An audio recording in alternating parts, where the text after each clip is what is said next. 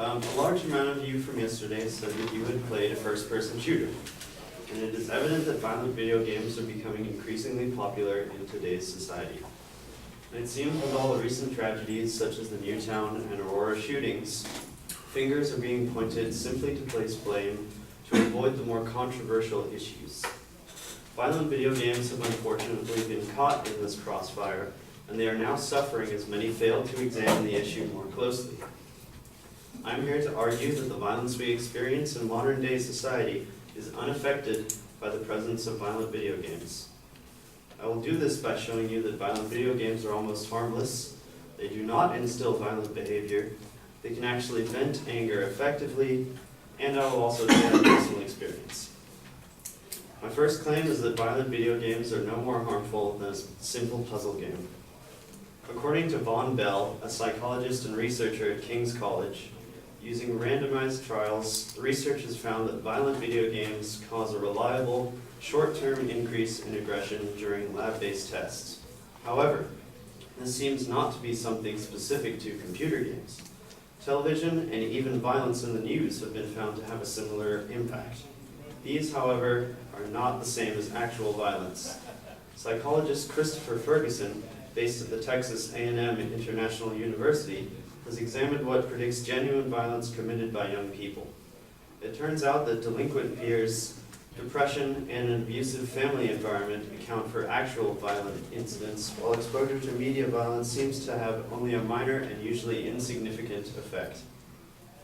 This means that there's reasonable statistical evidence to suggest that other factors play a much more important role in causing violent behavior.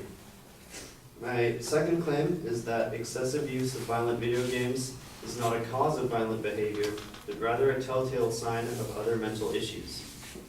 According to James Allen Fox, professor of criminology, law, and public policy at Northeastern University, preoccupation with video games is more a symptom of personal problems than a cause of them. This means that the violence we experience in society cannot be linked to video games, but rather it could be able to help diagnose mental disorders and possibly stop another Aurora or Newtown shooting. My third claim is that violent video games actually offer a way to vent anger in a safe and controlled environment. According to a study conducted by Art Markman, a cognitive scientist at the University of Texas, people who played a game with the goal to vent their anger seem to have succeeded.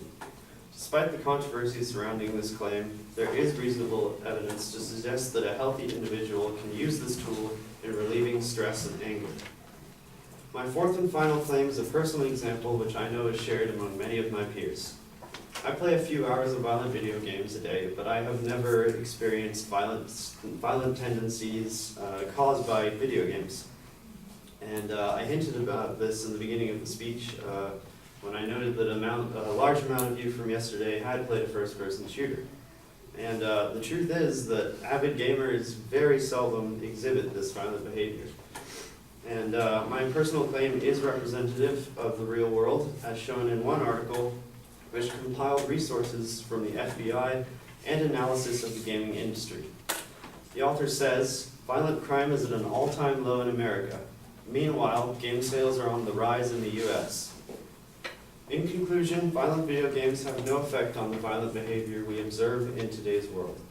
The evidence shows that the effects on the brain are insignificant, and that video games have actually been shown to effectively vent anger. Despite the increasing presence that violent video games have become in our lives, violent crime continues to fall. This all points to the conclusion that these games have no influence in the violent behavior being exhibited today.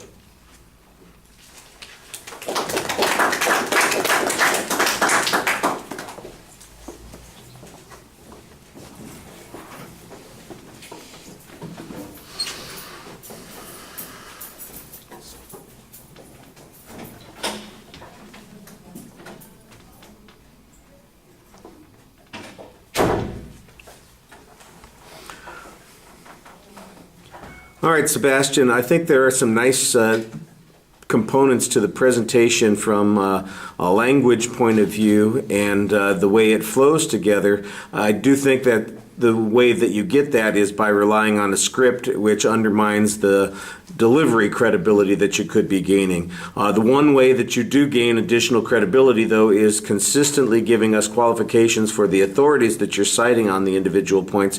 And I thought you did a very good job whenever you had a piece of testimony telling us who said this, what their qualifications are, and what the basis of that inference was.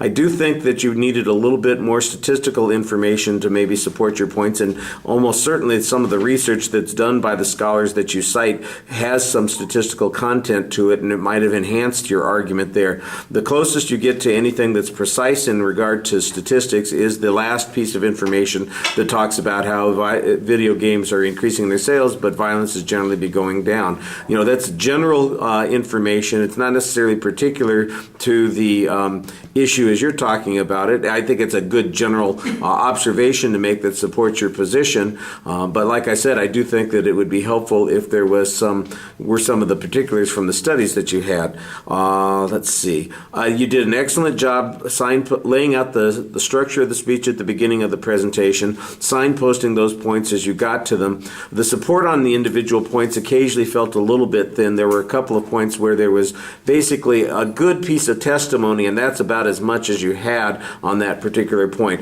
On the third point, basically, it's just your own personal experience. There is one place where you say that avid gamers are rarely the kinds of people who have these sorts of issues, and I'm waiting for some documentation that that is in fact the case, and I don't get any of that. And of course, that runs contrary to some of the experience where we hear about all of these people who commit these mass shootings being avid gamers. So, what's the basis of your inference on this particular point? And we need some data on that.